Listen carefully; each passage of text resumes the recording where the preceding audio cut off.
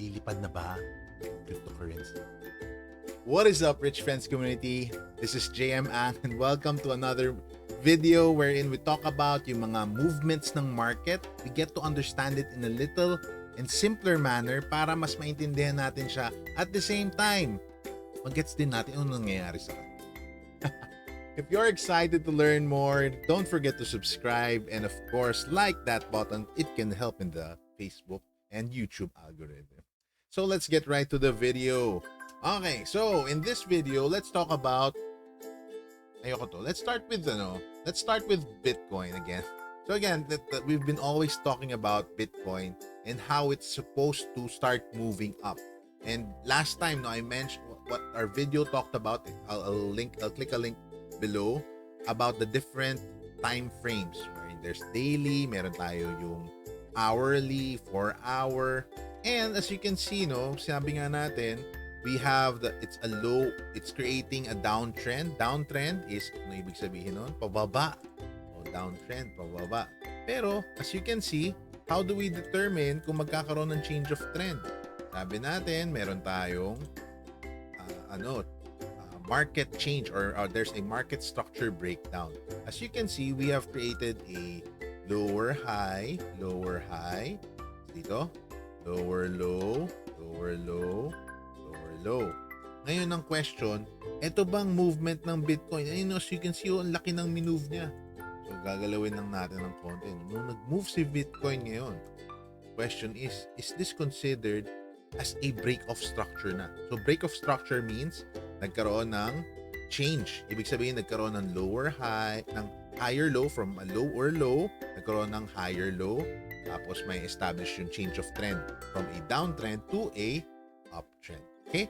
So sana, di ba, simple terms naman, you can Google some of the concepts. Pero ito, explain ko lang simply on my perspective.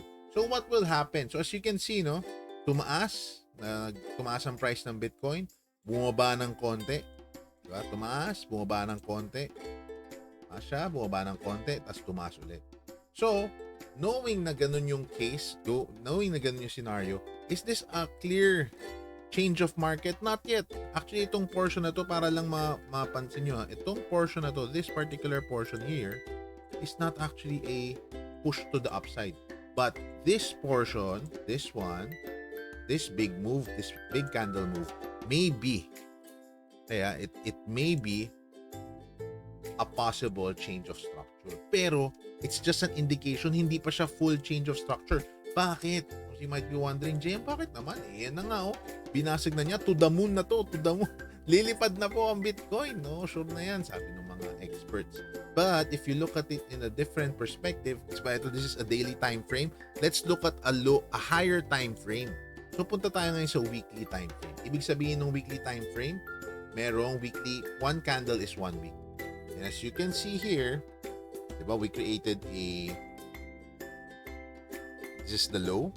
Pantay lang siya dito halos. Tapos we created a higher low. So tumataas, uptrend. Dito, higher high, higher high. Pero na-break niya. Diba? Na-break niya. Bumaba siya eh. Na-break din niya tong low na to. Bumaba siya. Bumaba siya dito, again, titingnan natin siya.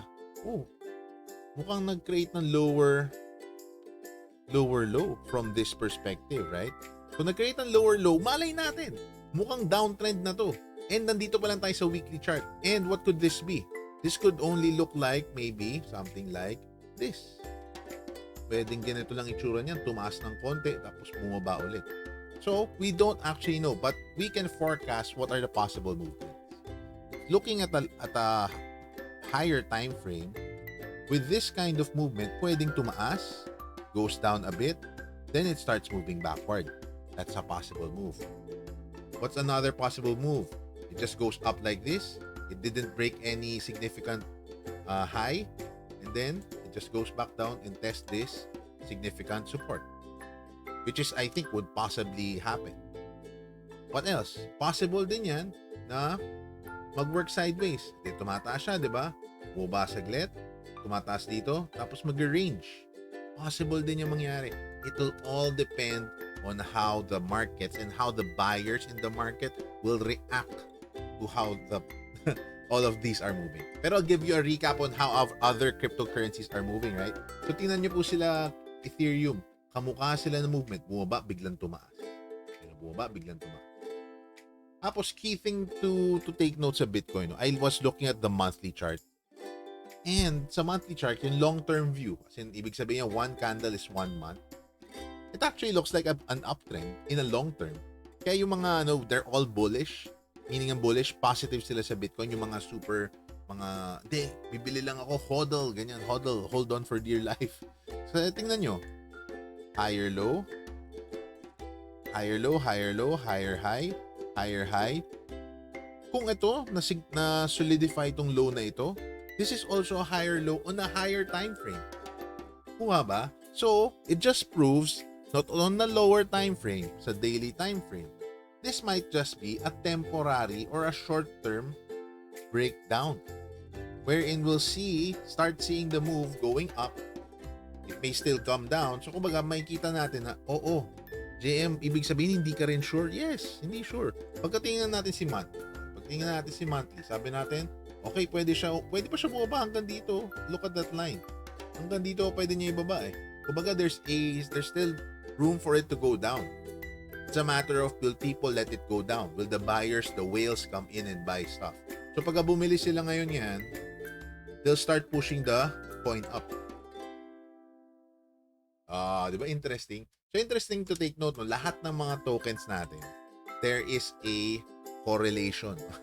There's a correlation with all of these tokens, all of the other tokens. Di ba? Balikan natin mga main tokens. DOT. Bam, tumaas. From 18, 16, nandito na siya sa 21. That's what? Close to 30%, 20 to 30% tinaas. XRP, it came from 0.5, naging 0.8. Pero tingnan nyo when we marked out these zones, sabi ko itong mga zones na to, mga important areas, tinatamaan lang yan, tapos bumabalik ulit. So para lang na-appreciate yung mga dating drawing natin, may impact. Some gaming cryptos that we're watching, or yung mga low market cap tokens, we have ito, yung Veracity na chine-check out ko from 0.18, nag-aabang ako bumili ng 0.1, 0.189, sabay iniwan na ako, nag 0.3 na siya halos. But look, the market will always find a way to correct itself. Pero tingnan nyo, it didn't break its high, its previous high. So most probably, bababa ulit yan. Hindi natin alam kung bababa ulit siya sa level na to, or it'll go lower. It depends. Pero again, it'll depend on how the markets move. This other game, yung Dar Mines, diba? Sabi ko nga, ito, yung ano ba to? Vulcan Forge.